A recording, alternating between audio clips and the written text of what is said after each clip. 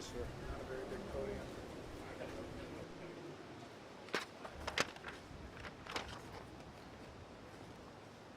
Is everybody ready? Try not to tip over the podium here. Okay, I am Captain Brian Chance with the Wenatchee Police Department. This is Sheriff Morrison, obviously, with the Chelan County. And I'm going to start out the press release and talk about how we got to where we did just a couple of days ago or just yesterday. So I'll start off and give you a timeline of the involvement of Wenatchee Police Department in this case. On May 30th, at about 9:35 p.m., Wenatchee police officer Corporal Gonzalez responded to a call of a civil complaint. In responding to that call, he interviewed Whitney, the mother of the 3 young girls. There was no reported history of problems with the parenting plan. There were reported concerns of Travis being homeless and financially stressed recently. Whitney was clear that during the exchanges that had occurred in the past that Travis was very communicative with her in any deviations from the parenting plan. Corporal Gonzalez, after speaking with Whitney, was able to identify Decker's vehicle through a local database called Spillman. He took the vehicle information and was able to enter it into Flock, which is a system of cameras that are located within the city and also in Chelan County. Flock located the vehicle, the white GMC Sierra, traveling northbound across the Wenatchee River Bridge. This was shortly after Decker had picked up the children for the visitation. After this information was obtained, and in addition to information that had been received by Whitney that Travis frequented local hotels and often local campgrounds as well, all local hotels and campgrounds in East Wenatchee and Wenatchee were checked by patrol officers from those jurisdictions, and Decker was not located. Park rangers were also contacted at Confluence Park and made aware of the situation. An attempt to locate was then sent out by Corporal Gonzalez to all regional agencies containing Decker's information along with the vehicle information. After that, Corporal Gonzalez made contact with Washington State Patrol and consulted their unit for an Amber Alert. The information at the time did not meet the threshold for an Amber Alert. On May 31st, Corporal Gonzalez contacted Sergeant Eaton at about 7 a.m. and advised him of the situation.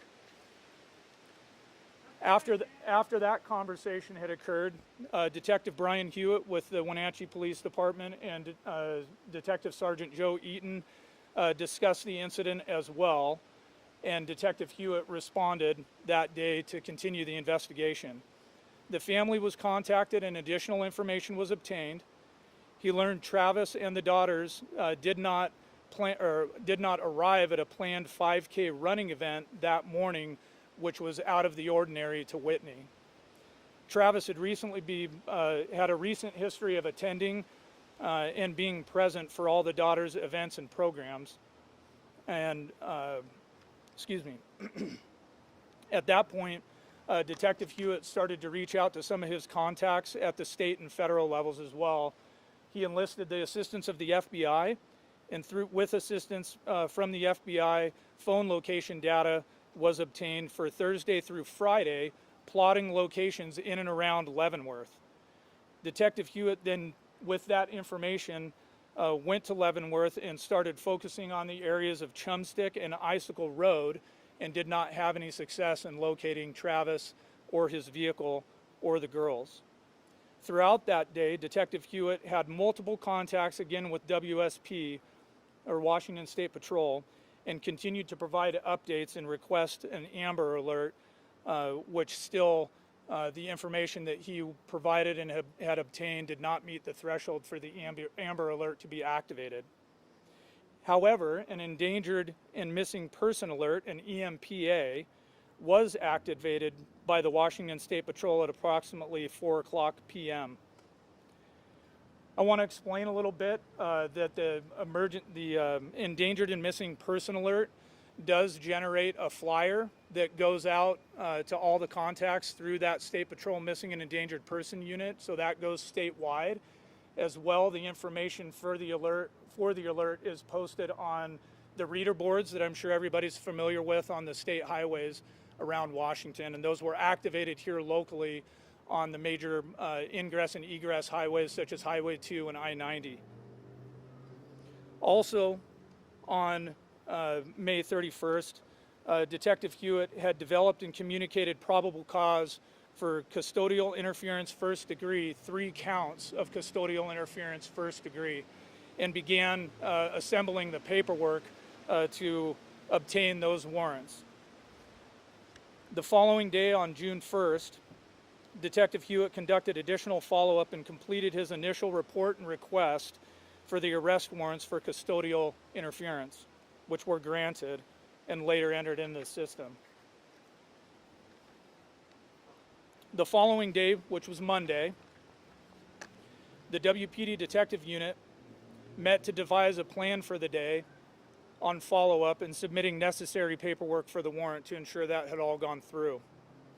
WSP was contacted again, referenced the Amber Alert, yet we still didn't meet the criteria. The EMPA was deemed to be the best fitting alert, and one of the things that I want to share with everybody about that EMPA, because it is a, I'll say, level below or degree below the Amber Alert, it actually comes with an expiration time, and we were able to work with WSP because we did actually reach our expiration for that alert, and it by policy was supposed to have been pulled down, but through good communication, good cooperation, and the relationship that we've built with Washington State Patrol over a long period of time, they agreed to leave that up, and we also enlisted the cooperation of the Department of Transportation as well, who has some input and does actually help WSP run those reader boards as well. So we were able to get that cooperation, and so I want to emphasize that WSP was very good to work with, as was DOT, and we had that information up and available to the public for as long as possible,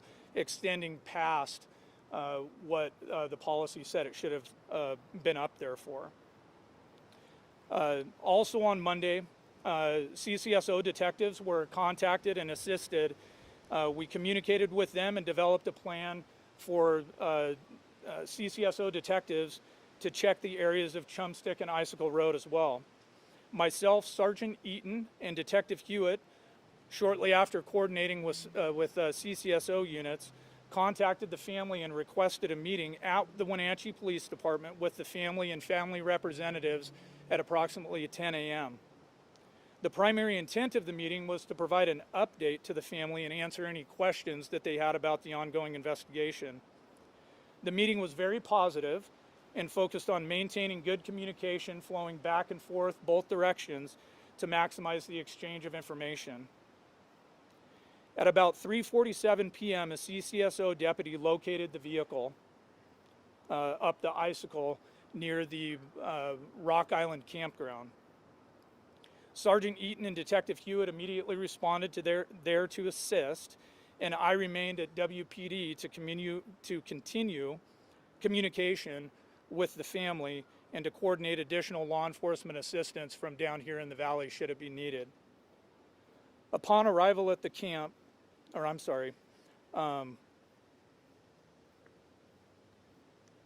upon arrival up there, the WPD units that responded connected with CCSO deputies that had responded to the scene as well, and from there they began their ground search of the immediate area around the vehicle. The initial information that we were provided following the locating of the vehicle was that the vehicle was unoccupied, and shortly thereafter we were advised that the bodies of the 3 young girls had been located in relatively close proximity to that vehicle, and Travis was nowhere to be found.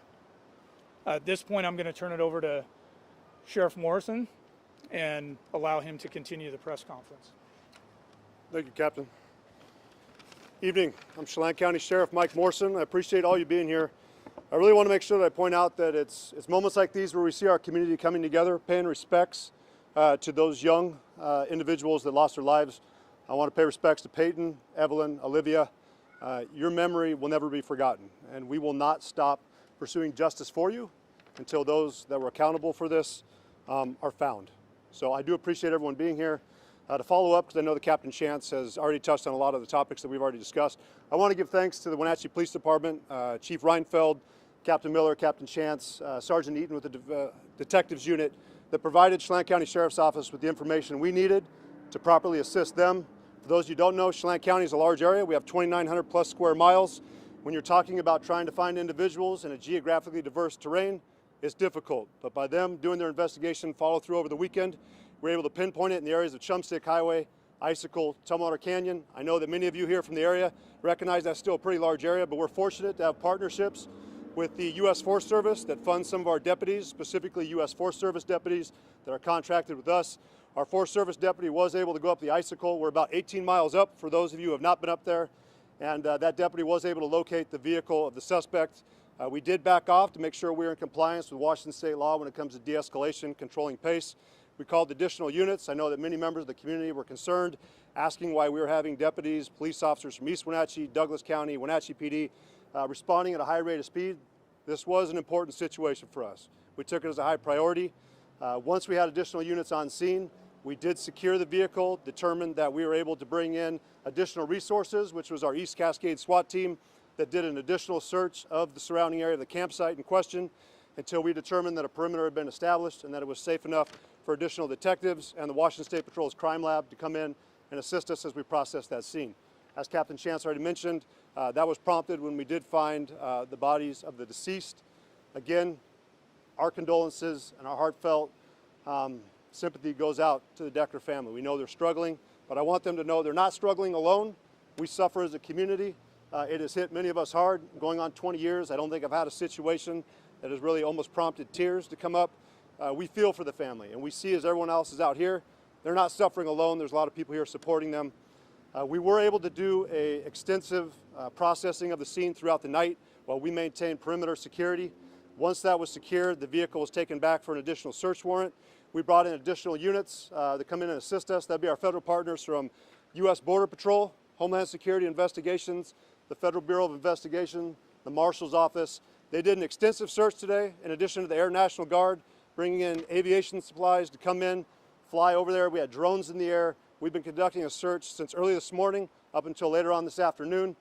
That, unfortunately, has not allowed us to locate the suspect yet, but we are not done searching. As we speak, the Marshal's Office, the FBI, they're processing leads, they're conducting follow-up, and we will not rest until Travis is located. Travis, if you're listening, this is your opportunity to turn yourself in. Do the right thing, do what you need to do, and take accountability for your actions. We're not going to go away, we're not going to rest, and we're going to make sure we find you. You will be brought to justice. Those young ladies deserve it. We will take additional questions later on, but the Sheriff's Office, the Wenatchee Police Department, East Wenatchee, Douglas County, and all of our federal partners are going to continue to work with one another to ensure that justice is served. Thank you. Sheriff, is their dad still alive? We are unsure if Mr. Decker is currently alive, but we are taking it that he is still out there. And again, we will not rest until we've located him, whether he's alive or he's dead. We want to make sure that he's brought back. And for the public that's keeping an eye out for him, is there anything in his records that would suggest that he is violent? Not at this time, but based off the allegations that are being made against him, we do consider him to be a threat towards the community. We also ask the community to stay out of the Icicle Gorge area for the time being until we can secure that area and ensure that he is not there. That is a big area. We're talking about the enchantments, we're talking about French Creek, going up on those spur trails. It's a popular area that we like to recreate in as well. We don't close it down or encourage people not to go there lightly, but for the best interest of the public, we'd encourage them find other places to recreate until we can ensure that that area is safe. Could you come a little bit closer, ma'am? Thank you. Would you mind providing a little bit additional details about the scene where the girls were found? Within reason, but I'm not going to go into a lot of details in regards to the scene because our investigative unit has requested that a lot of that information remain private until we can ensure that the information we are sharing is not going to compromise the investigation. Again, we don't want to rush. We don't want to take any chances that we would give him any opportunity to be able to beat this later on in court. Is there a belief that he could be outside this area you guys are searching right now, or is there a Nope, we have no leads that are showing specifically where he's at. So as we're taking it, he could be anywhere within the nation, and that's why we have our federal partners on scene helping us bring in additional resources that a medium-sized agency like Chelan County would not be able to provide. Again, this is the importance of having those partnerships with federal government and larger agencies, especially Washington State Patrol. We cannot do this without their assistance, and we're thankful for that. Do you have any reason to believe Mr. Decker might have found a second vehicle to travel in? That could be a possibility. Nothing's off the table. We're going to continue to actively pursue him, and we understand that he could be anywhere, and we're taking that into consideration. Thanks to the U.S. Marshal's Office that have come in and brought additional resources. Again, the Federal Bureau of Investigations, Homeland Security Investigations, we are searching anywhere and everywhere for him. Sheriff, thanks for taking our questions. Have you had any contact with Mr. Decker's family? We have. We've been in continuous contact. I know that Captain Chance and Captain Miller have been in regular communications with them. I spoke with them yesterday and today and assured them that anything they needed from our local resources, they were available. They are absolutely cooperating. They have been very supportive of our efforts, and we've reminded them we could not do this, we could not conduct our investigation and have a better understanding of Travis without their assistance. And again, we're very appreciative of what they've done so far. Is Upper Icicle Road still physically barricaded? Is there a point where the people cannot travel further? Our barricade will be lifted later on today. Again, we have continued to expand our search further and further down Icicle. The last I heard, we were around milepost 4. Again, we're encouraging people, do not go there. Even if our roadblock is lifted, we are not saying that the area is safe. Until we locate him, we're determining nothing's off the table. Mr. Decker had a dog with him at certain points. Do we know if the dog was present at that campsite at any point? We do know the dog was present and that our units, when they arrived on scene, did locate the dog. Has there been any use of canines in the search? I would check with our captain, but I am not sure if a dog's been used. Has there been any other evidence found, bone or anything like that? There has been other evidence found. We really appreciate Washington State Patrol and their crime lab team for coming in, doing such a thorough search. Our investigative units with detectives, Wenatchee PD, Chelan County Sheriff's Office, again, we did not hustle this. We went through, we were methodical with it, and we made sure to cover every single thing possible because we recognize the weight of this situation. Sheriff, a question from our newsroom right now. Do you know if any of Mr. Decker's family members are missing? His dad, perhaps? We've been in communication with several members of Mr. Decker's family. We know that they've also been willing to cooperate with us. I believe his dad's flying in to talk with us and work with us a little bit further. We appreciate their cooperation as well. So his dad is not missing? At this time, I'm not aware of his father being missing or any other members of his family missing. Again, that's just based off the information I currently have. No, ma'am. No, ma'am. We know that our coroner's office, that'd be the Chelan County's coroner's office, is going through that process and will continue to do their portion of the investigation as well. I won't speak on that half. Have the girls been brought physically home? They are still being cared for by the Chelan County coroner's office. Was there any sign of any other vehicles in the area? At this time, we have not gotten an update for what additional information has been obtained today. We just know the investigation is ongoing. We'll conclude it at that. Appreciate it. We will have another press conference tomorrow. I believe that's going to be at 1800 hours. Again, we appreciate everyone being out here, showing support for the family. I can tell you they do appreciate all of you being here. We spoke with them. This is the kind of support you like to see from our county. It really represents what Chelan County is all about. And again, the family thanks you for that. And any information that you have that could assist us with the investigation, please continue to bring that information in. We do have the FBI, in addition to members of the Wenatchee Police Department, Chelan County Sheriff's Office, that is working leads, following up on them actively, and we have analysts going through data online as well. We are taking this serious, and we'll continue to do what we can to assist. Thank you.